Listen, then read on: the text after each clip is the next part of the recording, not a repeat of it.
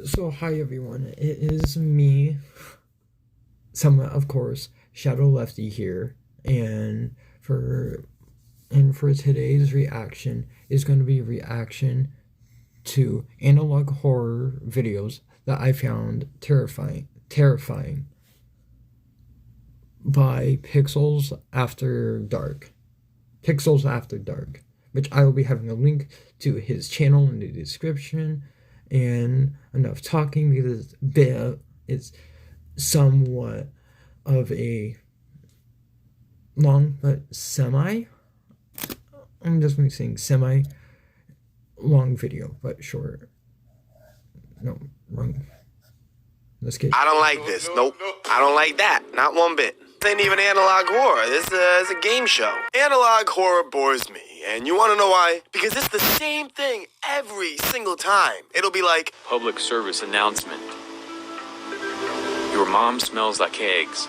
I'm sick of it. Not everything needs to seem like it's out of a Cardi safety trading video. People take advantage of the poor quality that analog horror thrives on and spits out the same piece of content I watched last week. YouTube has millions of videos. What's the odds I watch the same one twice? Pretty fucking high, apparently. You're lucky I love you guys, because I got a treat. Allow me to show you 3 pieces of analog horror that I found to be well-made, original, and at times somewhat terrifying. I believe these pieces of media to showcase unique ways to utilize the analog horror medium to deliver a high-quality addition to the genre. From fairy tales gone wrong to some weird things happening at the Red Lobster. Let's take a look at 3 analog horror videos that I found terrifying. But before we begin, I want to take a moment to thank this video's sponsor, Scentbird. See, I enjoy class. Okay. And if there's one thing more scary than these videos...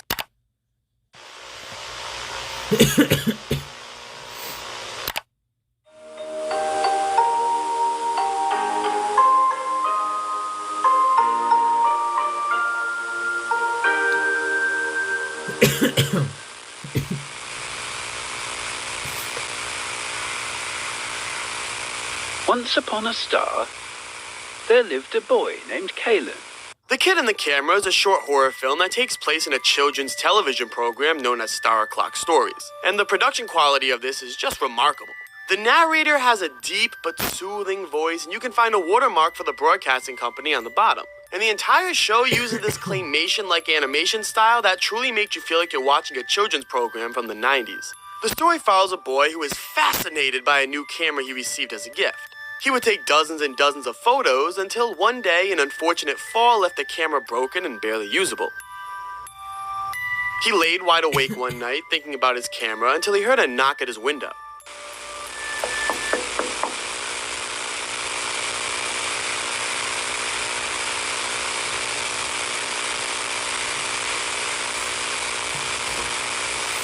And there stood, on the other side of Caelan's bedroom window...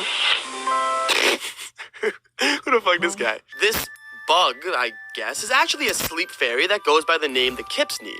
He claims that he jumps from home to home and helps little children who are having trouble sleeping.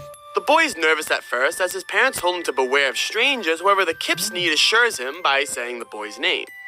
I'm no stranger. I know all the girls and boys around the globe.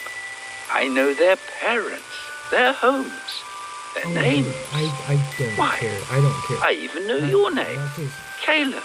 Trust is formed between the boy and the Kipsneed, and the boy begins to explain his problem. The Kipsneed claims that he has a portal in his home that leads to a factory that can fix the boy's camera. Why don't I get this camera fixed for you? Perhaps that would help you sleep easier. You could do that? Of course, and I know just the place. A factory in my homeworld. I'll lead you to the portal. Just follow my voice. He tells the boy to follow the Kipsneed into the woods and to follow his voice to find the portal. The boy says okay and begins to walk through the forest, making sure to snap photos along the way with his broken camera. Each photo is somewhat distorted, but this is probably one of the best aspects of the story. Each photo depicts a real-life image.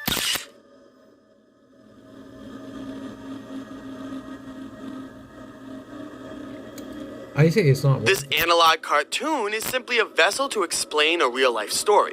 Once you realize this, it's not long before you wonder what the hell the Kipsneed is. Could it be a real-life monster, or maybe just a figment of the child's imagination? From here, the video changes entirely. With almost no sound, we get a slideshow of what images the boy took once he entered the home.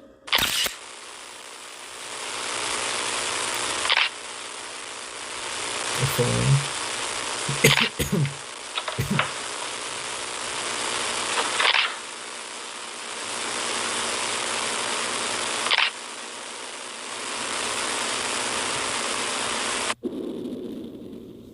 Oh. The Kipsneed is real?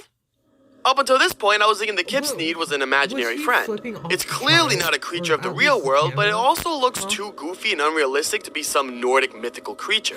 At this point, I'm at the edge of my seat waiting for some conclusion.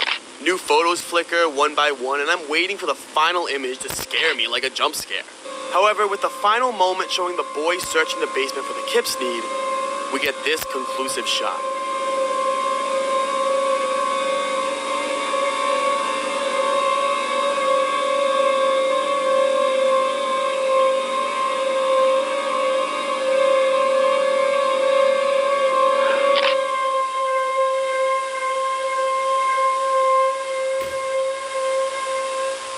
Well, by Some the- weeks later, authorities discovered the basement.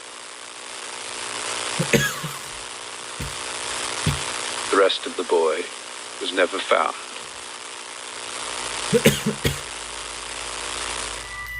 The Kipsneed turned out to be a human after all and lured the boy into his house for what I would imagine to be a murder. Leaving behind only his feet, the video used an analog style as a method of depicting a story of child abduction and the terrifying uncertainties that often follow with it.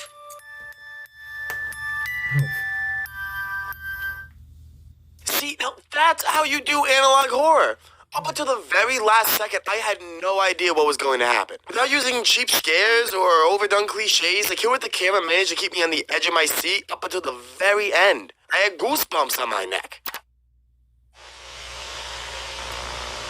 Great choice.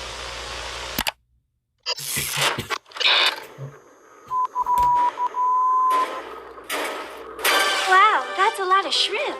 At Red Lobster, for a limited time, enjoy 30 shrimp for just $10.99. If this video gets taken down, this is going to be the reason why. It is very hard to find the full version of this video. I believe it has something to do with the Red Lobster not liking this video, which you're going to see why in a second. However, I'm going to do my best to explain the video the best I can while still staying under fair use, because I believe this video to be an excellent example of good analog horror. The video begins as a typical old-school Red Lobster commercial advertising their latest deal of 30 shrimp for $10.99.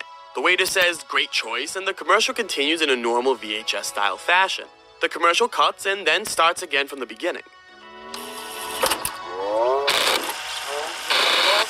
Wow, that's a lot of shrimp. Everything's the same, except the woman who ordered the shrimp has a confused look on her face. 30 shrimp, please. The commercial ends and once again starts at the beginning. This continues to happen over and over, with the woman becoming more conscious of the situation. Do I say 30 shrimp, please? Great choice. It seems like she's the only one that's aware that something is off and realizing that this scenario is looping over and over again. Eventually, she tries to challenge the commercial by refusing to say her lines, but this choice doesn't go too well, huh? Hey. Hey! At Red Lobster. She gets fucking backhanded and gets doused in boiling oil until her skin burns off her face.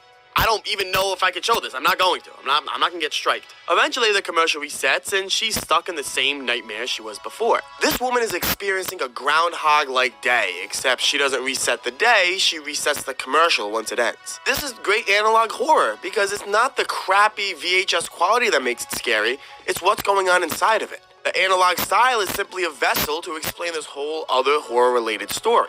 I am so positive that I can't show this part, but the woman proceeds to catch the waiter off guard,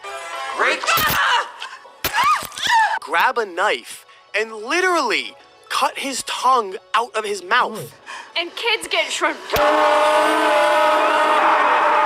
With our famous fly shrimp. Sucko Sam Mam Mam. Lemon Tub Tub. My recovery, living, and enjoying. The woman then runs out of the room and straight into an AA meeting. This isn't just some cursed commercial or a too many cooks scenario. This VHS-style Red Lobster commercial is a representation of this woman's addiction, how each day feels like some nightmare on loop that she struggles to escape. Her mind just keeps telling her to continue that old lifestyle and say her lines. It isn't until she silences those voices that she's able to escape. However, in some suspecting freedom, the thought is always lurking, right outside the window. Great choice! Great Choice surely was something new to the analog horror genre, and I'm glad I watched it. It was entertaining, horrifying, and in the end had an overall deeper meaning. I guess you could say that Great Choice was a great choice.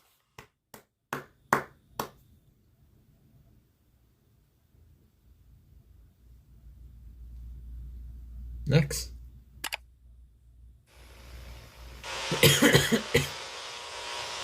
Doors. Okay.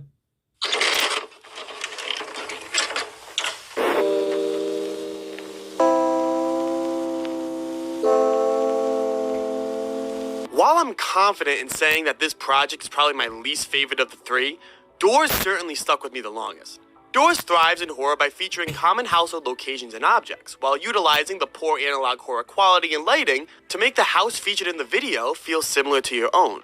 This video is very PSA-like, which seems to be the case for many analog horror projects. However, this video warns users of a dangerous entity lurking within your home. The video instructs viewers to go around their home and count the doors. We then see a series of doors from the house featured, all of them seemingly normal. We are then told that a new door has been added. However, we should never go looking for it. We then see two individuals, of which I believe to be the occupants of this house, ignore the advice and go searching for the door. The first individual is Jonathan, who goes searching for the door, however is unsuccessful. The video states that while searching for the door, it's common to become lost and unfamiliar with your surroundings. This is why when we find Jonathan standing still on a staircase, he's not really sure where to go, slowly looking around like he has no idea where he is.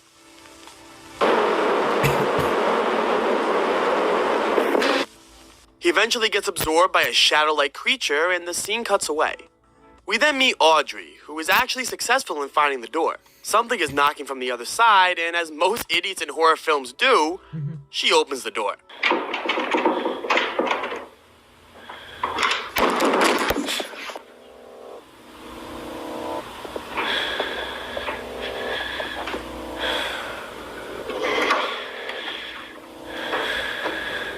The same shadow figure closes the door and meets Audrey with some unknowing fate. We then cut back to a video of the door, except now someone opens it.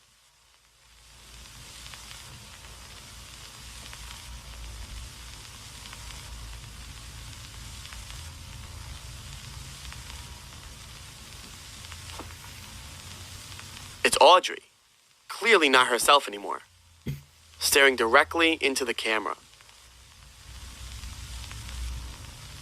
You can turn and run.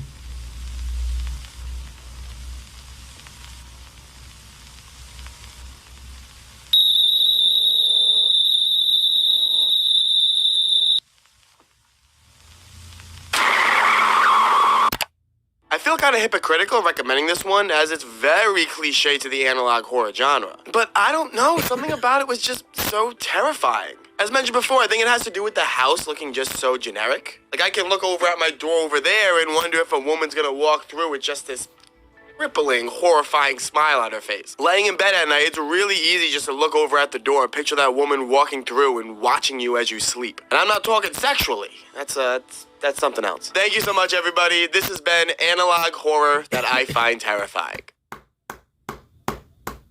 Once again, I want to give a big thank you to Scentbird for sponsoring this video. Check the description for useful links and coupon codes to get started with Scentbird today. Okay, I'm gonna be seeing if I can find another one, but it being a bit shorter than this.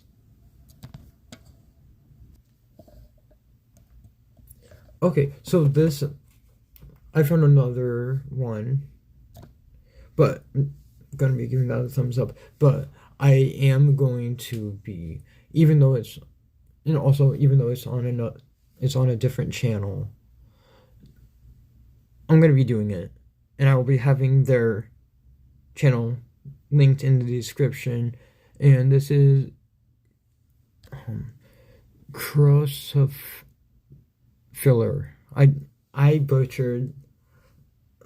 If this YouTuber sees that I've done a reaction, I'm very sorry. I just want to be saying I'm very sorry that I butchered that name. But let me get right into it.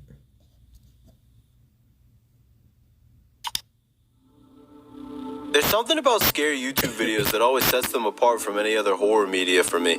Maybe it's the lack of quality control or the immense amount of creativity that's displayed for all to see, but either way, these videos used to really scare me. Not that there aren't certain YouTube videos that creep me out now, but back when creepypasta was in its heyday, everything was terrifying. Like, for example, everyone remembers Poochie and Pansy, right? You know, Scare Theater made an analysis video that blew the series up, and now they post remake episodes about once every 2 years. You don't remember? What do you mean you don't remember? Just kidding. I'll teach you everything you need to know. By the way, my boy Toby Pasta made a video of his own inspired by the first video in this series, so check that out after you watch this one if you want. Oh, and thank you all for the support as always. It means a lot. Poochie and Pansy was a YouTube series first started in 2010 that revolved around, well, Poochie and Pansy. To make a long story short, the series revolves around an ARG where the whole purpose was to catch this thing. What is this thing, you ask? Well, I'm sure you can tell by looking at it. That's right, it's a gangadiddle. Now, what does a gangadiddle do besides vaguely sound like an Australian urban legend? I don't actually know. Now that I think about it, I don't remember the gangadiddle doing much of anything. Maybe I'm just mistaken. Hold on, I'll go check the analysis video really quick. 3:28 a.m. Yeah, I still don't know. It apparently was a threat to the world, though. Anyways, I think that's enough of that. So, which episode of the entire Poochie and Pansy series did I pick? Well, that's simple, really. The oldest video on their channel, a video called A Special Announcement from Poochie and Pansy. The video starts off with some very pleasant and inviting music, really the type of thing you'd play for a small child or something. After that, we open up in this MS Paint field with Poochie, Pansy, and the witch. Which, Oh, brother, this guy stinks! is really weird because, and huge spoiler alert here, okay, so cover your ears, the witch is the villain. I know, crazy stuff. Witches are actually pretty cool though. We need more witch heroes, but that's besides the point. So why are all these characters gathered here like this is a 90s PSA against like smoking or something? We're here to remind you that sometimes you see scary things on TV.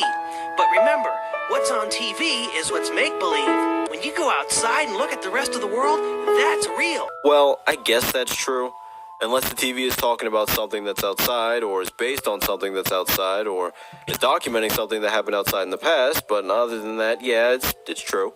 But okay, all jokes aside, this next part genuinely terrified me so badly that it pretty much single-handedly solidified that this would be one of the subjects of this video. I'll do my best to turn the volume down here, but be warned, this is a little loud.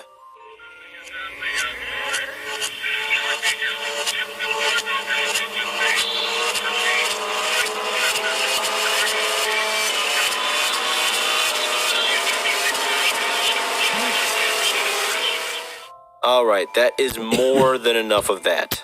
I think I'll legitimately go deaf. Anyway though, the creepy imagery combined with the very loud and infinitely increasing tone was like the perfect combination to absolutely terrify every single cell in my body. After the horrendous noise ends, we get some audio that didn't make things any better. I'll just put a transcript up on screen here. This was the greatest mass extinction in Earth's history, with 96% of human life disappearing from the face of the earth.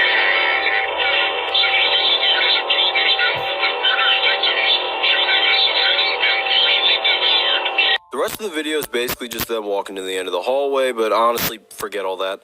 Imagine you're a kid, right? You're watching your favorite cartoon or whatever, and you get a PSA video. For whatever, it could be anything. Then all of a sudden, all of that happens? You probably wouldn't watch TV for the rest of your life. Speaking of things that scarred me for life, Ben drowned, Majora's Mask, and me experiencing the worst jump scare of my life. What do they have in common? Well, Ben Drowned is a creepypasta based off of Majora's Mask. That much is obvious. But although the Ben Drowned videos are creepy, they aren't exactly riddled with jump scares. Do I have a story to tell you? So this story starts off with Cleverbot, right? If you don't know what Cleverbot is, you probably just weren't watching YouTube videos from 2012 to 2014 or whenever it was that talking to Cleverbot was popular, but it's essentially just a chatbot. The thing that makes this chatbot especially interesting, though, is its relation to Ben Drowned. In the story, I think this chatbot is hacked or invaded by Ben or something. I don't really know. I don't remember. And so because of that, the actual bot itself can give the chatter some pretty creepy responses if hit with the right prompts. Because of this, a lot of people made YouTube videos actually chatting with Cleverbot and trying to get as many creepy Ben Drowned responses as possible. Me, wanted to watch some of these videos, as I would, took the safe route and watched them at 11 a.m. on a pretty sunny day. Nothing could possibly scare me now, I ignorantly thought. As I began watching these videos, I stumbled upon one that I can't find or remember. If I do find it, the video will be on screen, but if not, sorry. Anyway, I watched the video, and as the person continued chatting with Cleverbot, I became more and more focused on what they were saying. Everything seemed pretty normal. And then, well, you know what happened next. I got a huge Ben Drowned jump scare. It scared me so bad I almost flipped my computer chair over with me in it, and yeah, it kind of changed me forever. Like, if there's ever a video with some silence and a black screen at the end, I automatically expect a crazy jump scare now. So thanks, random guy that talked to Cleverbot. Thanks a lot. By the way, speaking of things that are outdated, does anyone remember this creepy video called, My Sister? Or at least, that's what most people think it's called. So, around 5 years ago on December 2017, a very small creator called Nightmare Expo, otherwise known as Nexpo, and I'm sure most of you haven't heard of him, but anyway, this Nexpo guy made a video analyzing a video called My Sister. This video was posted by a channel called Raider Dog, a gaming channel who seemingly was trying to blow up by posting creepy videos, considering they were sharing them a lot on GameFAQs at the time. We can see that his channel trailer, that was uploaded a couple of years after these, shows us that this guy clearly has an interest in creepypastas and online horror creation. The quality is less than stellar, but he shows interest in doing this. So, why on a gaming channel? I'm honestly led to believe that this guy made the My Sister video with some creepy masks. He did a damn good job at this, and since it didn't get the recognition that he wanted back then, he resorted to GameFAQs to freak people out, since it would clearly be out of place on a video game forum. I believe that he wanted people to become intrigued, have a desire for more, and as a result, check out his channel. Now, what would gamers do upon arriving at his channel? They'd notice that he has gaming videos. It's a genre that people from a gaming forum would take interest in, so they'd possibly drop a subscription. But alright, so why did I start off this portion of the video implying that this video isn't actually called My Sister? Well, because it's not. Yep, I know it's hard to believe, but this video is actually stolen content. I know, very uncommon thing that never happens at all. How do I know it's stolen? Well, because the pinned comment on Nexpo's video has a link to the original video and the original channel, which is also pretty creepy, but that's for another day. So what's this whole video about? This video, which is actually titled Unmasking and Eating, was uploaded on May 17th, 2009 on a channel called Zaja's Room. All I remember from the video when I was thinking about topics for this video was the first 20 seconds and how much it creeped me out at the time. If you looked up the definition of uncanny, they could just link this video and it would explain everything you needed to know. Not only is there that consistent inhuman smile from the mask, but the person behind the mask also doesn't blink, which just makes it worse. It's like they genuinely told themselves to be as uncanny as humanly or inhumanly possible. One thing I'll say though is that the mask is genuinely impressive because at first glance it actually is decently close to a human. Yeah. Honestly, if you took a screenshot and maybe squinted a little bit, you probably wouldn't even notice that this wasn't just a regular person at first. If you can believe it though, this video actually gets a bit more odd. After getting up close to the camera, they take off their mask to reveal another mask, only according to the description, this one is made of foam latex. They then proceeded to eat with the mask on, and I can genuinely say that some moments here seem almost too realistic. And then they eat a banana very seductively, so I'm just gonna move on from that. Anyway, they then show themselves pulling the mask, and the way their lips move so naturally is both extremely intriguing and also kind of scary. Like, imagine you know someone for years and in reality they've been wearing an extremely high quality foam latex mask that has like the perfect skin texture or something, and then one day they just take it off right in front of you. All right, that's too crazy to think about. I'm moving on. Yeah, jeez. So, I'm sure at least one of you is familiar with creepypasta. More specifically, gaming creepypasta. You know, something I've never really covered on the channel before. Something new and exciting and very, very unpredictable of me to do. Well, I'm not the only person to cover this genre, as you can imagine, and one channel that covered this genre while absolutely terrifying me was Tad's Top Videos. I mean, for me, these videos were some of the scariest videos around. You know how they'll tell you to watch the video and stop hiding in the comments? Look, I was the guy hiding in the comments when it came to these videos. I couldn't stand more than maybe a minute watching them full screen. And don't even think about asking me to do it in the dark. I mean, I probably wouldn't even do that now. This video contains flashing lights, scary and creepy content, disturbing violent and graphic images, jump scares, pop-ups and sudden loud noises. Viewer discretion advised. Enter Top 22 Gaming Creepypastas from Tad's Top Videos. This video is one of my first ever scary videos that I purposefully watched. Besides these, I'd only watch some ordinary gamers' haunted gaming and creepypasta videos. And while Sonic EXE may be very funny now, unless it's Needle Mouse, it was not very funny then. This guy actually kind of scared me, okay? It's just like how I thought Tails Doll might legitimately attack me or something. But alright, what actually scared me from this video? First of all, just the atmosphere. The editing is unnerving, the music is even more so, and the narrators, I swear, they gave them the perfect instructions to make things even scarier, at least for me. Like, hold on, I'll play a shorter segment for you as an example. Pokemon, Buried Alive. Buried Alive is a supposed hidden code in the original Pokemon Red and Blue versions. It replaces Cubone's mother as the boss of Pokemon Tower in Lavender Town. A battle would commence and show a horrific model of a rotting corpse reaching out of the ground. Buried Alive uses a number of high levels, so the battle can be extremely tough. If the player loses the battle against Buried Alive, he will exclaim about raw meat, followed by several lines of gibberish before proceeding to drag the player underground with him. The game over screen shows Buried Alive holding the dead corpse of the player. You're here, I'm trapped, and I'm lonely, so very will you join me? You may say that the ending portion there was goofy, a bit played up, maybe even funny. But for me back then, okay, this was the scariest thing I'd ever seen. I'm thankful that the only popular analog horror back then was the Wyoming incident, and at some point Local 58, because with some of the things that exist now, I don't know if I would have made it. Either way, these videos really creeped me out at the time and are extremely nostalgic to me, so it's only right that I talk about them in this video. Honestly, this last video eluded me for a long time after I first saw it in 2017. I'm not sure how or why I first saw it. It could have been recommended, it could have been from Nexpo or Scare Theater or any of the other people I regularly watched at the time that talked about creepy YouTube stuff. The point is, the video stuck with me, as did the channel. What's the video called though? Cat Adventure.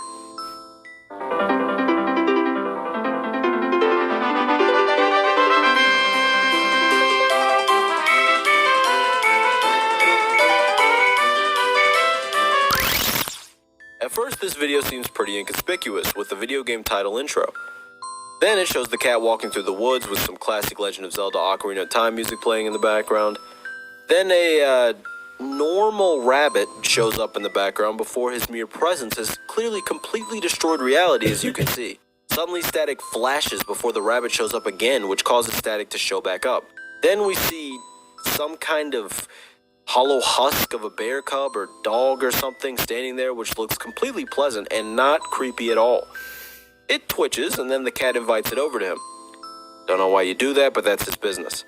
The point is, the dog walks up and eats him. After this, the cat wakes up in what I can only call a purgatory wasteland where the music clearly has an ominous undertone.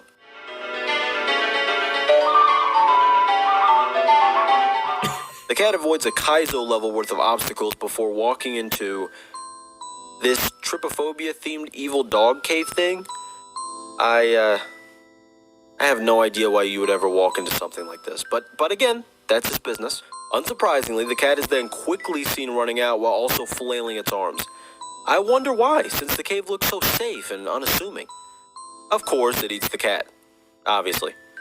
With one life left, the level finally turns into a cursed dog-themed version of the first Super Mario Bros. Level. I'm sure you can imagine the cat makes a bad decision by not jumping over the clearly dangerous mushroom or running away from it. After this, the lives drop to 0 and the cat is in a void with a bunch of creepy dogs who quickly gang up on the cat and eat it alive. And then we get to see this pleasant image. So that's nice. Smile Dog 2.0? I'm not sure. At the end, they close the game and the video ends. Honestly, I wish that this was a real game. I definitely have to play it at least once. Speaking of that, has anyone here ever wished that, like, creepypasta games were real? I always hoped I'd stumble upon a cursed game cartridge online or at a thrift store, but sadly I haven't yet. There's another video on this channel, though, that also creeped me out, so I'll get into that. This video is called Natsuki, after the character of the same name from Doki Doki Literature Club, which just happens to be a game I really like. Maybe I'll even make a video about it one day. Who knows? I don't know. If you haven't played the game, this is kind of a spoiler, so just be aware of that. Maybe if you don't want to hear it, just mute the video and watch something else for a bit so I can get the watch time. If you don't care about spoilers, though, the one thing you need to know is that this video represents the game perfectly. Either way, the video starts with a goofy-looking Natsuki that's walking sync to a song from DDLC called Okay Everyone, specifically the Natsuki variant of the song, which the reasoning for is obvious. Right after a very unnerving violin sound plays in the background, Natsuki decides to warm her neck up, you know, just making sure to stay flexible, maintain that mobility. Her eyes also become corrupted, and then she just kind of turns back into the pixels from whence she came. At this point, when the screen turned black, I thought that maybe there would be a jump scare, but instead I was greeted with a strange moving mouth. That's about it for this one. Thank you. Okay. So yeah, so those were basically the two videos, even though I was somewhat meaning to only do one, and I'm really hoping that all of you did not mind this being longer than what I was even wanting it to be. But please do, if you have not yet, but you do like what I do for my channel, please subscribe to me. I'm not trying to sound like I'm forcing you all. And if you do subscribe, please do be making sure to gently slap the little bell so you don't miss anytime I pretty much upload. And yeah, I will see you all in the next video. Bye.